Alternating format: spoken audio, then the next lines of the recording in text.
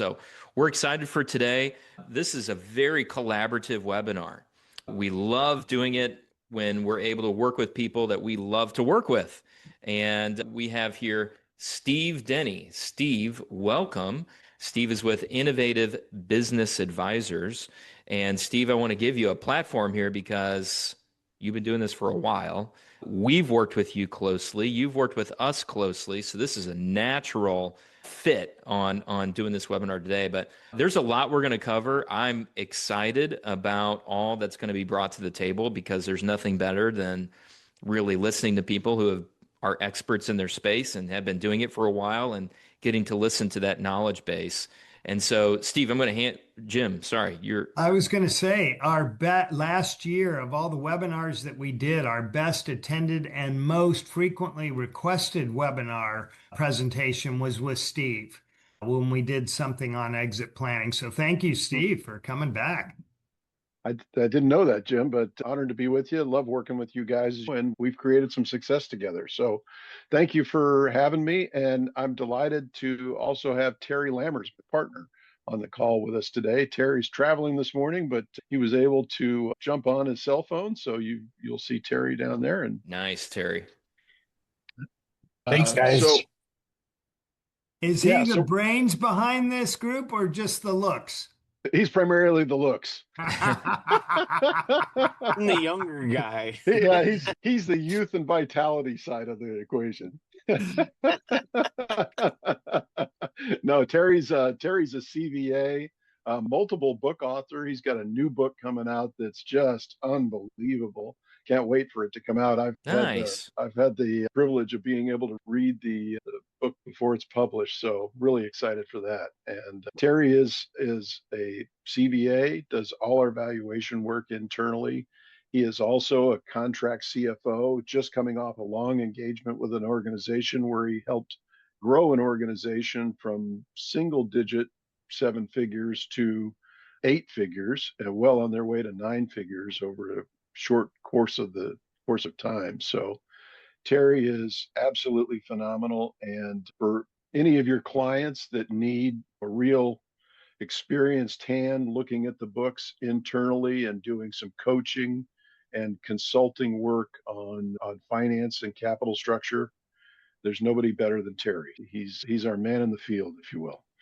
Steve's giving me way too much credit, but I certainly love working with companies and helping them grow. M&A is my genre, if you don't mind me saying. Absolutely. Yep. That's great. You guys obviously create a very good duo in Innovative Business Advisors. And how long have you guys been working together? Wow. We put our companies together in 2018, but we were working together a couple of years ahead of that. Yeah. Man. Yeah. And don't discount Steve's knowledge. He's an incredible person also. And the two of us create a superpower, but Steve is a super knowledgeable person. Certainly can't discount what he brings to the table. And for someone that's known him as long as I have, I can tell you what I appreciate most about Steve is he puts it in English so you can understand it. Very educational kind of background and someone that you always appreciate. You walk away not scratching your head going, oh, that guy's smart. You go, oh, now I understand it. So thank you, Steve, for what you do bring to the table.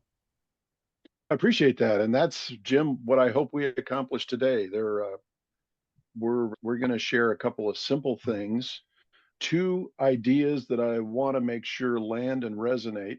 First and foremost, to successfully exit your business, it definitely takes a team. Keep that in mind as we're going through this morning's presentation. And we've titled this, Run Your Business with the End in Mind, right? That's definitely what we want you to focus on. Think about ultimately where you want to go and what you want to do when it's time to move on from the day-to-day running of your business. So, Ryan, with your permission, I'll jump right in if you're okay. Absolutely. Yeah. And again, this is very conversational, so I'm probably going to interject with some questions. Jim, you do the same. Steve, and Terry, throw stuff at us, because I think we both, throughout this process, Trinity Wealth Advisors enters into a lot of these very transitional moments in people's lives. And this is a very particular one that means a lot more than just selling something. It's not just a transaction. It's actually a life change. And so I think we both are very skilled in being able to intersect in that. So anyway, I'm excited. Go ahead, Steve. Awesome. Yeah, it could be one of the biggest changes in your life, obviously. So, what we're going to talk about today is 4 simple points. First and foremost, structuring the handoff, how to protect as much of the proceeds as possible for you and your family's benefit. We want to talk specifically about the wealth management partnership. It's a key component in a successful exit strategy. We also want to touch on charitable giving and employee considerations. There are particular opportunities to expand your charitable giving and employee welfare in a way that is incredibly meaningful and tax advantage for you as a business owner. And then finally, what comes next? And that's, as you're going to see, an important consideration, and we'll dive into that in more detail. So let's go right into structuring the handoff. A lot of business owners that are of the baby boomer generation, like myself, created their business when there wasn't a lot of options in terms of corporate structure. And entity structure is one of the most important first considerations that you want to evaluate as a business owner. And a lot of those companies are C Corps.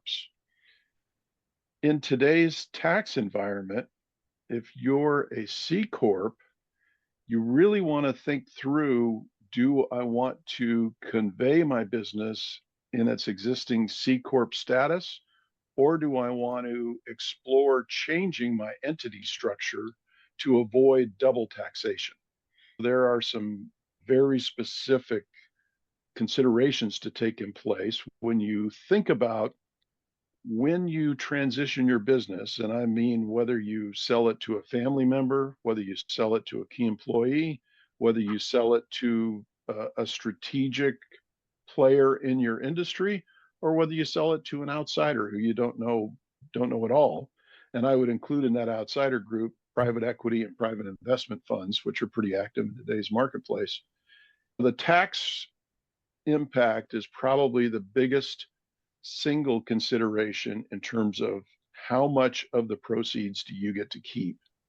And Terry and I often tell our clients the selling price is one thing, but at the end of the day, what matters the most is how much do you get to keep. You really want to spend some time up front looking at your entity structure and making sure that you're choosing the best structure for you and your family's benefit from the transaction. And Steve, isn't there an element of timing on a transfer from a C corporation to an S corporation? Yeah, Jim, you're absolutely right. So if you're a C corporation and you want to eliminate the double taxation process, there are 2 things to think about.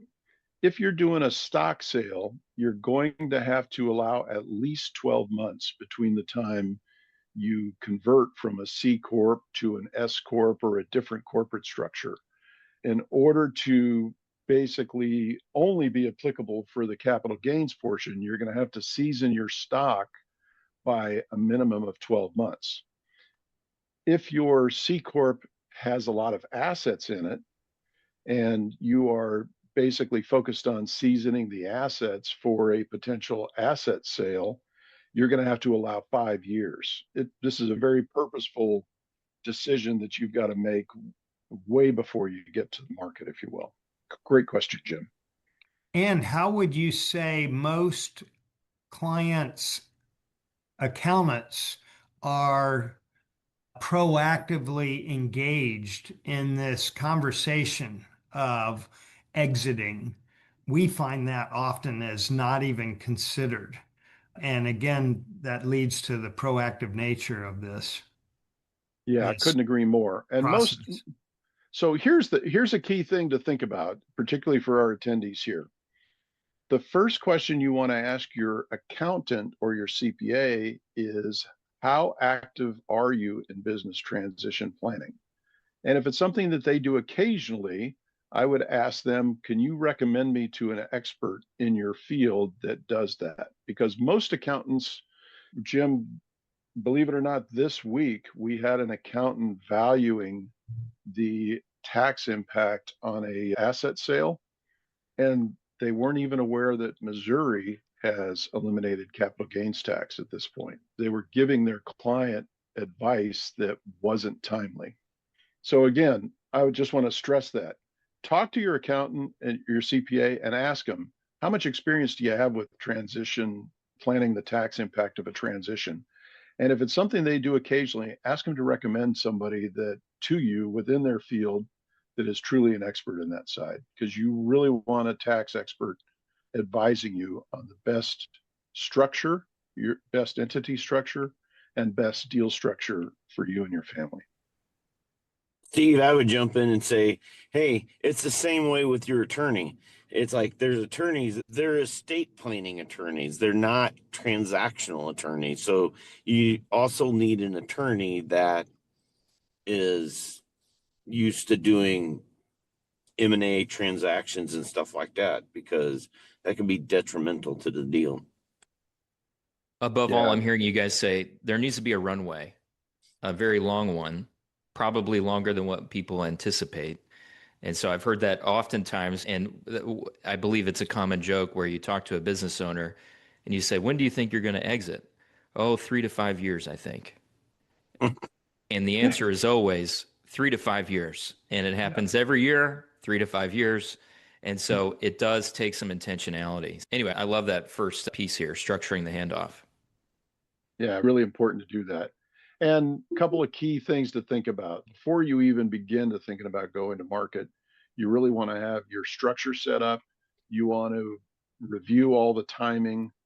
And we didn't touch on this earlier, but I'm going to touch on it now. You really want to clean up your financials at this point in time too. So if you've got assets on the balance sheet that are personal assets, we had a client that had an airplane on the balance sheet that they had no intention of selling with the business. Remove those assets and get them into other corporate entities that you can use post the sale of the business, if you will. And the same thing with your financial statements, your operating statements. Get those cleaned up, make sure they're timely, make sure they're up to date, make sure all of your filings are correct and up to date, and make sure that your financials are in a position where you're ready to present them to others that are possibly evaluating your transaction. We talked a little bit before about tax structure during the negotiations. This is when you're going to use all that advice that you've got. So make sure you're talking with experts and getting really good advice. And the key aspect of that is all that comes to bear at closing and beyond. You're going to want to even coordinate closing dates so that you can make sure that you get the optimal treatment for yourself and your family. And there are typically tailing agreements like non-compete provisions. There might be consulting agreements in play. There might also be seller notes that you're holding, which extend into the future. You really want to make sure all those things are very clearly documented and you understand the impact of those for the closing and the dates beyond the closing.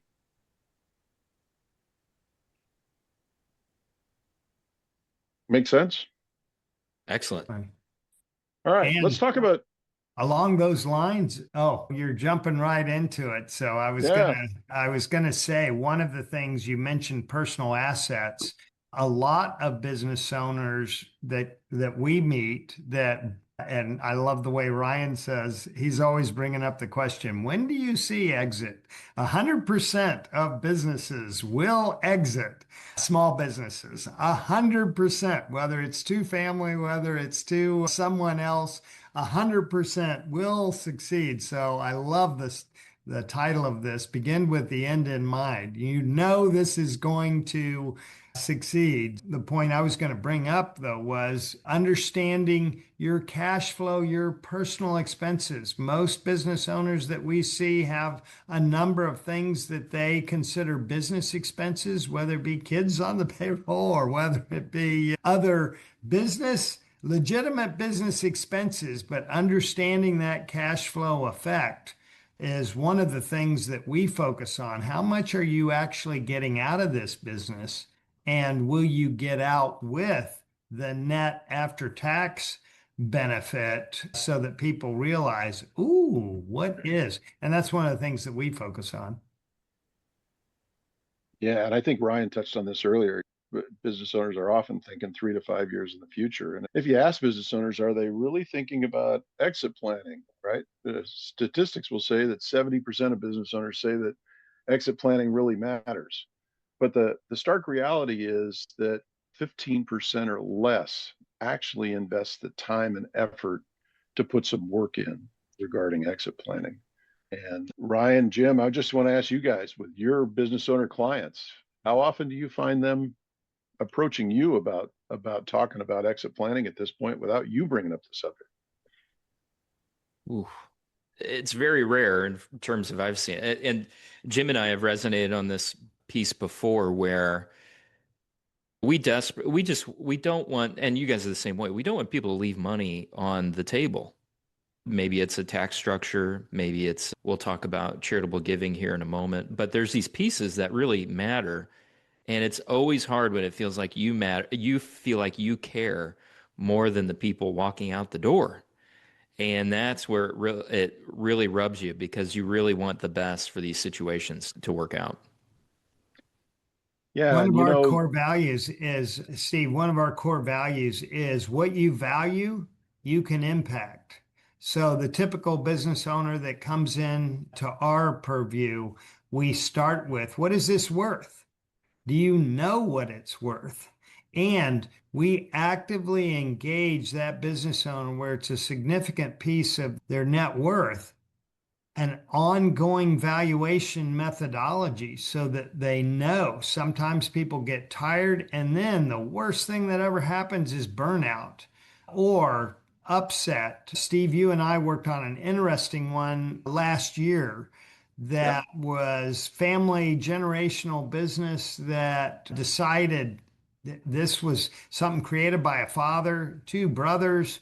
What a challenging time to all of a sudden, very quickly, and I could not believe how quickly you brought this business to market to address their needs, but it really prevented a lot of the forward planning that could be done and the understanding of those ramifications, which always make the process easier. But it starts with us in that valuation. What is it worth? And can we measure that? Can we look at things to help dress the bride, so to speak, in terms of the value? yeah, Jim, that was really an interesting transaction. You just never know, right? So all of a sudden, two brothers, due to some health issues and other personal things happening in their lives, decide that they've got to sell the family business and have to do so relatively quickly, right? And when you talk about valuation, these guys came into it, they had never done a valuation before. And we did a formal valuation, and they actually talked with some other valuation professionals as well.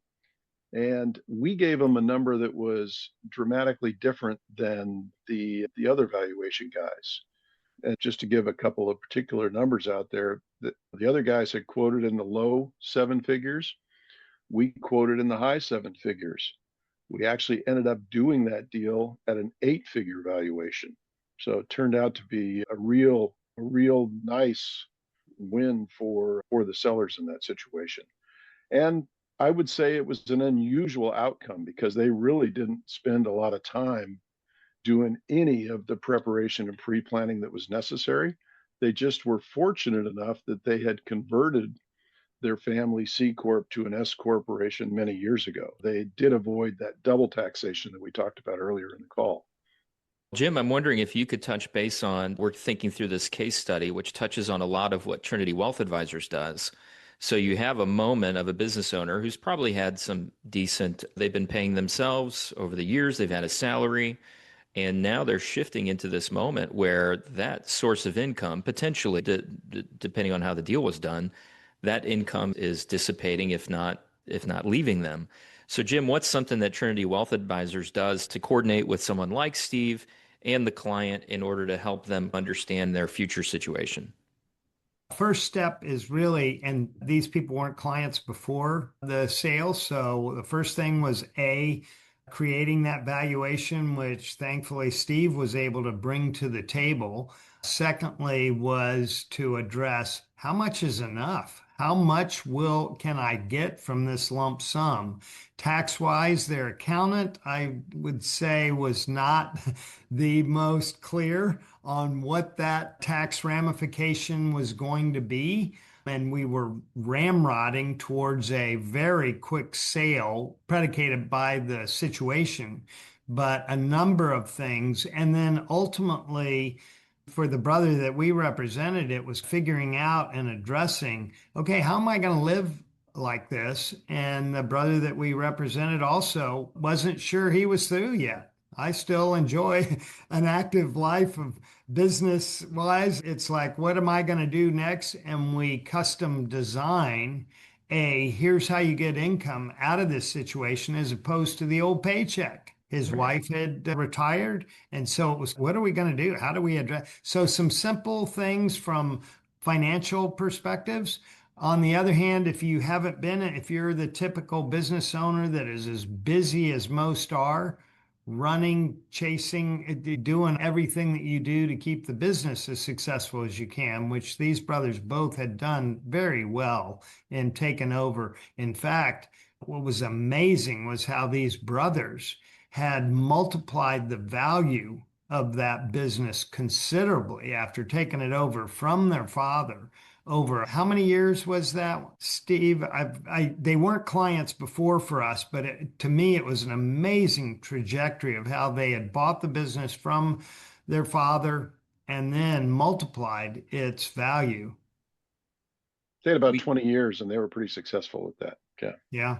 I think we can both say that because of the duality of working together, that family was pretty well taken care of, I think, in the end, because of really that coordination that were looked at on the screen. So thank you, Steve, for moving on, because I think for the sake of time, we will need to. Didn't have the time. My biggest regret was that neither the attorney nor the accountant really understood some of the charitable opportunities that my awareness of these brothers, particularly the one we represent, is very charitably inclined and would have loved to, if we'd had a little more time, put something together that could have saved them some pre-tax dollars with an advanced gift of a portion of the entity, but that may be something we get to later.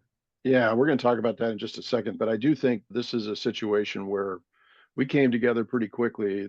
The wealth management team, the M&A advising team came together pretty quickly. They did have a good transaction attorney, but they did not have very good counsel on the estate planning side of it ahead of time. And that is a hole that they could have filled. And they had a very competent CPA, but Jim, to your point, the proactive nature of really doing some of the hard work ahead of time to make sure that this was the best tax advantage opportunity for them just didn't happen.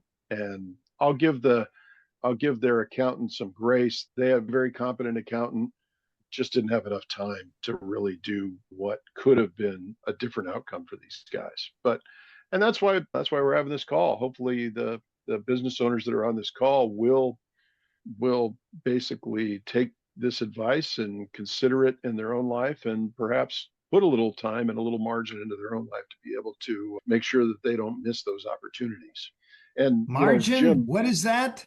Oh man, I know. But one of the biggest things, Jim, is what you can do from a charitable planning standpoint and what you can do from an employee welfare side of it. So can you speak to that for just a second? Because if you plan this appropriately, you can multiply your giving without hurting your portion of the funds that you receive. Well, the favorite thing that we love to do is very simple in concept. It's a little meticulous in terms of the actions that need to be taken to do that. But if we know the value, which we've got a business up for sale, before the business is sold, and that is critical, before the business is inked for sale, then a gift can be made. And let's take a situation where there's 1,000 shares owned. And let's say you wanted to give 10% of that to this entity that you could forever use as your giving pot. Most people are somewhat charitably inclined, some people not so much, some people looking for the tax advantage. We help people craft this, but in this particular case, we were talking about very charitably inclined. And if they could have gifted 100 of those 1,000 shares into this charitable entity, even a DAF, a charitable remainder trust. These are different vehicles that have different outcomes, one for income, one for immediate for giving. But if they could do that before, then you get a deduction for the full gift, plus you give that money away whenever you want. So many times, 3 and 4 and 5 and 10, 20 years later, you're giving the money away because you've got that giving pocket that you took a big deduction in a year where you appreciated a big deduction because of the business sale, and all of that because you gifted those shares, that 100, that 10%, 5%, whatever you're at, 20%, you gift that money, those shares, to this entity, a donor advised fund. If we want to get into that, we probably don't have time, but that allows you to get the deduction first. Second, when the sale takes place, you're not paying taxes on those 100 shares that sold. So it's helping offset some of the capital gain with the business sale, and a double impact on the bottom line of taxes.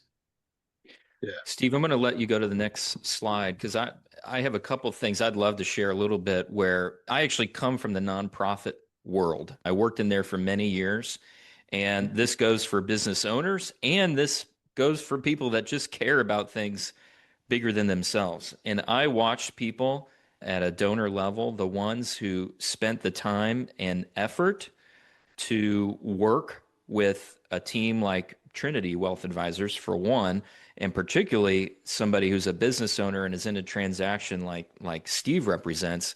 The people that did that, they became enormously more powerful than they thought they could be financially, and giving to the things that they cared most about. And so I loved working with those types of nuances. It's definitely a pillar of what Trinity Wealth Advisors loves to stand on, because we want people to contribute to things, whether it's on the religious side or in the environment or in the community, things that we care about. We help loving to navigate those opportunities, because when you spend the time and effort and develop strategies, you have a plan and you know how to implement it.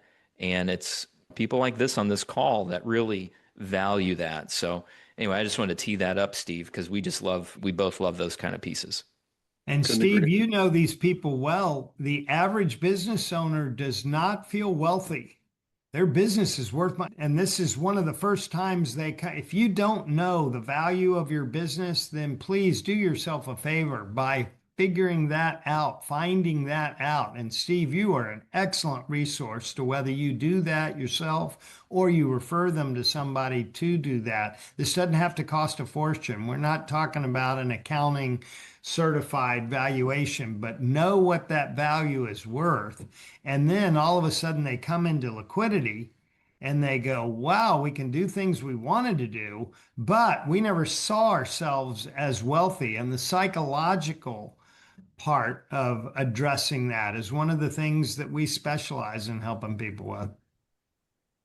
And that feeling lasts a long time. So listen, I know we're getting short on time, and I've got to give this some attention, because one of the things that we teased on the first side of it is what we call the day one plan. So as a business owner, we want you to think about your day one plan, and that is the day after you close the transaction, whether you're selling to another family member, whether you're selling to a key employee in your business, whether you're selling to potentially a competitor or somebody else that you don't even know.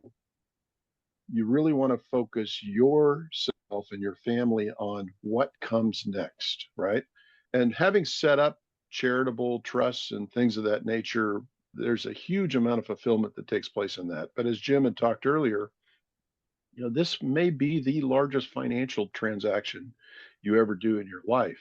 And for most business owners, 50 to 90% of their whole net worth is typically tied up in the business. So it can be huge. But I want to highlight that it's not just about financial planning. And clearly, the financial planning part of it is really important because you're talking about an event that is designed, hopefully, to take you through the balance of your life. But there's a personal planning part of this as well. Help define what success looks like in the next chapter. Part of that can be gleaned from doing good by helping others. But the other thing is, it's very normal for owners to experience a sense of loss after selling. And here's what happens. The day after you sell your business, even if you sell it to a family member, your phone doesn't ring as much. Your text messages don't light up, right? Many of the folks that sought you out for questions and advice are not seeking you out anymore. They're going to the now current business owner for that. What we at Innovative talk about is this is the day one plan that you really have to think about before you exit, so you know exactly what you're moving into, and giving yourself permission to take some time to make that commitment to what's going to become the next big thing for you. There are lots and lots of avenues to explore in that regard, and we invite business owners to really think about that as the next chapter of their life and where they're moving into. And there's a fabulous new book out by a gentleman named Jay Samit, who I don't know, but I've read the book and it's a great book. It's called The Second Act Advantage. And I would strongly encourage folks that may be approaching this point in their life to go out and buy Jay's book. It's a very insightful read.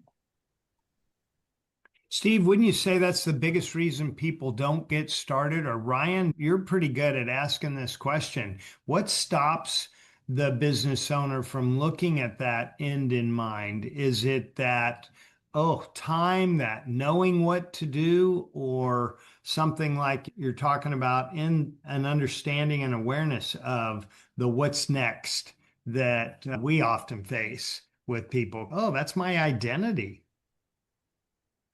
I think Yeah, that's the biggest it's part of it. yeah, having we use the line often, you need to retire to something.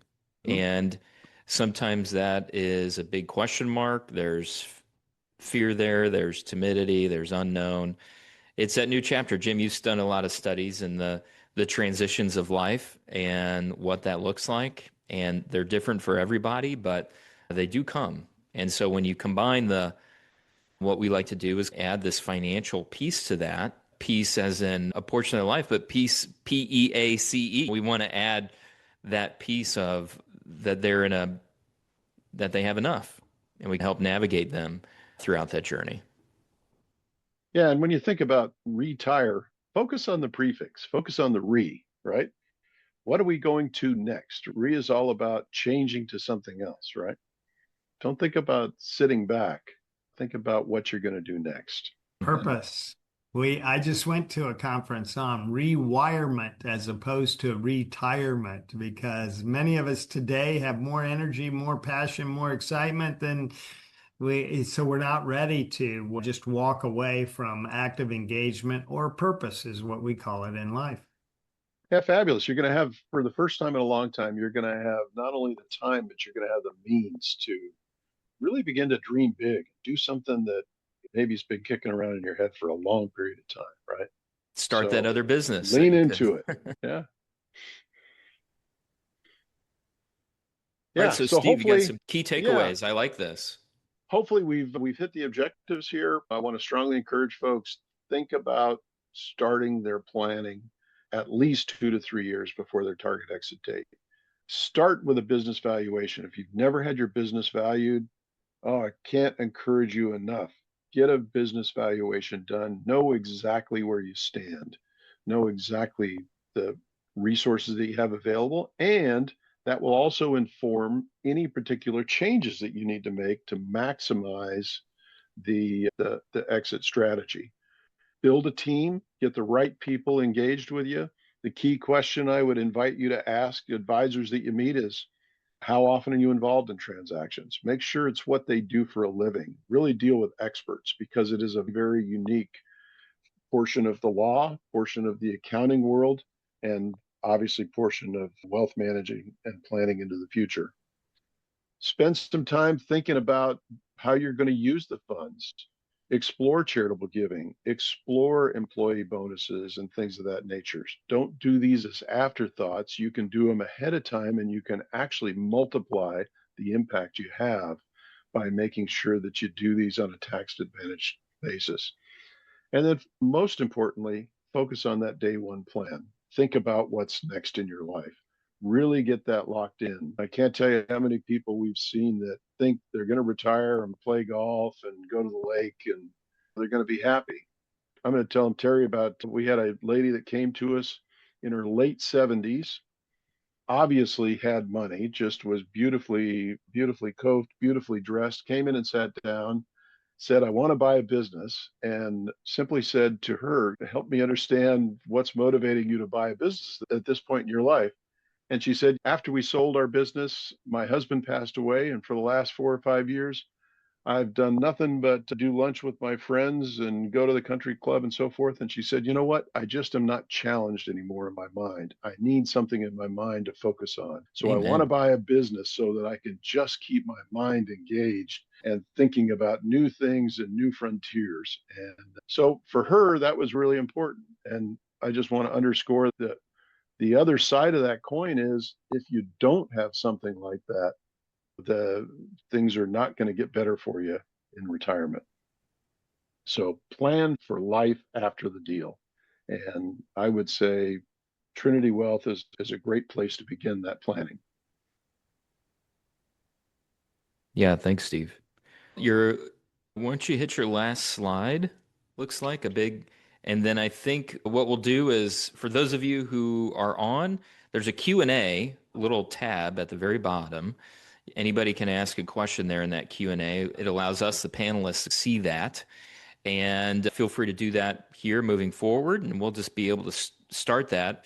I do see one that it's essentially, Steve, what are signs that a business owner should start to be thinking about selling? So what we talked about, hey, you need time, you need to, but what are they feeling? What are they thinking? Is there anything happening in the business that they're maybe not seeing that could be a sign that says, you know what, I actually should start this? Yeah. If they see sales stop growing, or even sales growth slow dramatically, profits stop growing, slow dramatically, or even begin to turn the other way, those are good times to really start looking in the mirror closely and saying, what's going on? And have I lost the excitement for my business? Do I not have what it's going to take to keep it moving forward? And if they've got key employees that have been with them for a long time, and they've been in the same position for a long time, and all of Mhm. a sudden they start to see the exodus of those folks walking out the door for other opportunities, that basically is a symptom that they're not creating enough opportunity in their business to keep people growing and prospering, right? And stagnant business is not where you want to be. You don't want to swim in a pool of stagnant water, right? And you don't want to live in the midst of a stagnant business. What are some questions that you think they could ask safe people around them? Okay, so maybe it's just close friend, maybe it's a spouse, maybe it's one of those key employees. What are some questions that would bring about that? I love pulling out that last 10%. Okay, no, I appreciate your first answer. Now give me the stuff that you don't want to tell me. What are questions that could be asked? I think that's a big part of it. What have you seen any change in me over the last several years? We had Yeah. another guy, one of our clients, and we love to sit down with the client and their spouse, right? And I don't care whether the business owner is a man or a woman. Bring your spouse in as well, because we find very often that spouses are the truth teller. They'll sit in there and say, you really have lost that spark. You just don't seem to be as happy. You don't seem to be as engaged. It seems like you're totally preoccupied, and you just seem to be too worried about what's going on. And that truth teller will often break the ice and really get to what are the essence of what's happening in the business. Steve, we've recently had someone that we just met this week, actually. I was just going to bring, Oh, I were was you just going to going to mention bring that. that? It broke our heart. Go ahead, Ryan. Oh, yeah, they worked business owner, and they had a major contract with, can I say the company's name, Jim? Is I that where? wouldn't. I wouldn't. Okay, That's so too obvious. a major Corporate 100. corporate carrier that was, and they were a third party involvement, and basically contractually, supposedly, upon the purchase of their main client. Anyway, they lost a big client that really seemed like 60% of their business. And then really for about the next, seems like 6 to 8 years, just trickled downward. And Poured eventually, everything they had into it. and Retirement plans, left with everything. no sale, nothing out of it, and are reeling from right now. And now they're in their 60s trying to figure out this what's next piece that we've talked about. They've mourned the loss of a very huge part of their life that provided significantly for their style of life. And now they're in this moment of watching their peers retire comfortably, figuring out that next chapter, spend time, and they're alone on their own island. And so anyway, I feel that, Steve, for these folks who probably there were many signs along the way that maybe there was a missed opportunity of selling Yeah, for some sense I of love value. the way you're asking, how do you figure that out ahead of time? We're hearing about this 8 years or so afterwards. They had two things that really propelled them forward. One, their faith, and two, they had at least put money into their house, huge house, and they sold that, were able to sell that house and realize, okay, this is our second chance opportunity because of their faith to pull themselves out of it, now recreating themselves in their 60s. But Steve, what any thoughts on how, other than the questions you were alluding to how to not go down that road? If that's anyone listening on this call today, don't wait that long. Address that value today. Address your energy, your excitement to it. Steve, any thoughts there? Yeah, absolutely. So basically, when you look at business value, I always say there are three things that drive business value, right? One is the business performance. Okay. So if the numbers are changing in your business dramatically, that's a good time for you to raise your hand and ask for help. And Jim, you and I have been working with business owners for 100 years, and we know and recognize the hardest thing a business owner does is raise their hand and ask for help. So sometimes we got to be the ones when we see the change to say, hey, is there anything we can help you with in that regard? But if there's any change in the numbers of the business, that's the first thing: losing a key client, losing key people, losing sales momentum, losing profitable growth, anything along those lines. The second thing is there is some market value to a business. So sometimes even a business that's suffering, a competitor might have some strategic value that they can bring to the table. Now, that doesn't mean you necessarily have to sell to them, but you might create a license agreement or an affiliate arrangement or something else that can help fill some of those holes. And then the third thing is really asset value. One of the things we've all seen, I think what we see with the current administration is they're bringing back manufacturing to North America. God bless them. I think it's the best thing that's happened in my lifetime because we have seen so much Really? manufacturing, particularly leave our marketplace of St. Louis, right?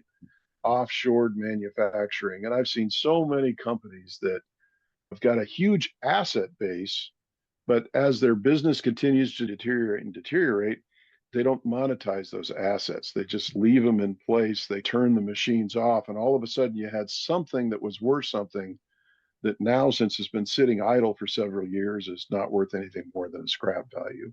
So I would say always look at your assets when you have a big change. There might be an opportunity to monetize some of those assets, redeploy that, and either help make your exit stronger or help make your business stronger in the future. Well, Jim, why So don't you touch a little bit on, we can start landing the plane here on the webinar, but let's talk a little bit, Jim. We're talking a lot about these transitions, and then we'll touch on, again, Steve, Innovative Business Advisors, how to get in touch with you, make sure we can show that final screen again, how to get in touch with people like us. But Jim, you wanted to mention something about transitions and the nuances. You've done a lot of work in that space. Yeah, this is recognized. We often intersect with people going through transitions in life, Steve, whether it's the loss of identity with the sale of a business, the looking at the what's next, the loss of a spouse, inheritance, these transitions in life. And one of the most helpful things that I have, that we have a questionnaire. If people are interested in this, please request it. We're happy to give that out to people. But every transition in life has three parts: an ending, whether it came from a surprise divorce, I didn't know, I didn't expect that, or an ending of I'm not ready for this retirement, or it's the announcement of I've been fired. There's an ending to it starts off a transition. There's the messy middle, which is where most people get stuck. And then there's a new beginning, which is what our focus is on, is propelling people towards. What most people don't realize is that most transitions people drag out for 4-5 years, 4.5 years, I think, is the average. There's that TQA. I have it right there. Transitional intelligence questionnaire. Absolutely. Happy to send that out to people. You can self-assess that. But what people get stuck in, the reason it takes 4 to 5 years to get through these, is the messy middle. It's like what to do next, willing to let go, finding that identity, self-proclaiming. This couple that we just met with, we sent that form to, and it just jumped off the page at what their next was to create. What is the new beginning? That's where they end. And if you can create that, if you can focus on the new beginning, and this isn't a light switch you turn on and go, oh, there it is. But it takes a little bit of time and counsel to go, oh, what would that new beginning look like? Then that'll propel you through the messy middle. And hopefully we can take people from a 4 to 5 year average transition. For some people, it can be 10 years into something that they can get through in a year or so, possibly, hopefully, or even less.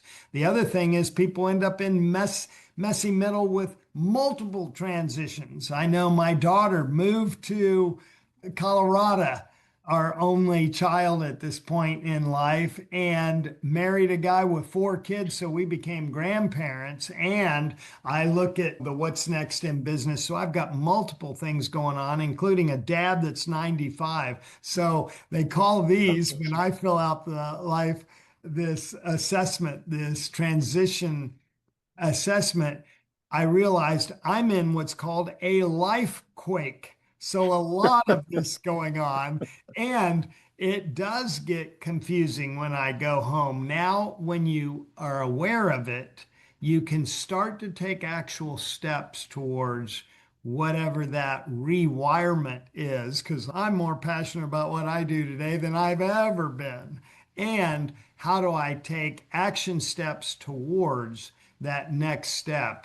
Which, Ryan, that's where we love to come alongside people. And Steve, Absolutely. You know that. Yeah. Steve, we have 5 minutes left, so we're going to just offer what we wanted to do is extend for anyone who watches this video or is on here now. We are allowing just the first couple people that reach out, whether it's us with Trinity Wealth Advisors or Steve with Innovative Business Advisors, we want to help get that sit down with you. And this is look, these are no forms. It's not some big selling thing. It's not fill this out ahead of time. But what we like to do is just explore things where you are. I like to call ourselves, and Steve, you can steal this. We call ourselves aggressive listeners. Okay, Oh, I so love that. I don't you love that. like that? When I Yeah, heard I it, I was do. I like, I'm love that. stealing that. Yeah. But we want to have an aggressive listening session. And just there's a lot of things out there. The world is complex. I know in our position at Trinity, we believe it's so complex that you should not be relying on one advisor to get all of your information and advisory connections. And so with Trinity, you get an ensemble. We work as a team, very unique in this part of the industry. And we consider Steve as part of our team with helping people that identify with these types of needs. We want to make those connections. And so, in order to have all of that covered, we want to extend any kind of invitation quickly, and we'll get you on the calendar here ASAP in August. And that's a dedication to us on our end. And the same would go for Steve. So, Yeah, and we've done these joint meetings together. They're always confidential, solely with the business owner, right? We've done them with you guys and sit down. We just sit down and have a long conversation. I love that. I love that listening. Yeah, that is engaged listening. That's amazing. Steve, I'm going to pump this also. This is Thank you very much. You Don't Know What You Don't Know by Steve Denny, believe it or not. So, a great book that covers and touches on a lot of these things that were covered here today, even more in depth because there's a lot to touch on. So, if you're tickling with that idea, this is another great resource. Steve, if they wanted to figure out, is that on your website by chance? Send me a note. Send an email. It's links on our website. I'm sure you guys are going to be sending out the email addresses. I'd be delighted to send a copy of the book out to anybody that requests it, free of charge. Happy to share the book out there. And again, these private consultations are free of charge as well. So we just sit down with you with our clients and just try and help them think through situations and hopefully find a path that works out really well for them. So Perfect. Love to help. And Steve, what is that? You're working on a next book, or is that your partner's working on a book? What's the difference? Terry's next book is going to be released here in about the next 60 days, and it's called I Was There. Terry and I write the You Don't Know What You Don't Know book series. We've got 3 books on the shelves right now available. We've got a couple more in development. But Terry's next book is I Was There. Terry has been a volunteer fireman for the biggest part of his adult life. And this is a book about dealing with trauma and PTSD and dealing with the agony that happens around trauma. And I think it's going to be a pretty amazing book designed to help steer people to resources along that line as well. And I Was There referring to a fire experience? I was there referring to his experiences as a volunteer fireman. Yes. Wow. Very cool. Wow. Yeah. Steve, grateful for you and Terry. Thanks for doing this webinar. Everybody that attended, we want to thank you for your time today. We hope you found it worthwhile and reach out to us. You've been emailed this invitation some way, somehow. So you have our information, and we'll look forward to even following up with you guys as the many weeks progress. And so love to connect you with books, resources, transition questionnaire, a sit down, all these things. We want to help provide you with the next step and what that looks like for you. So thanks for tuning in. Goodbye. God bless you guys.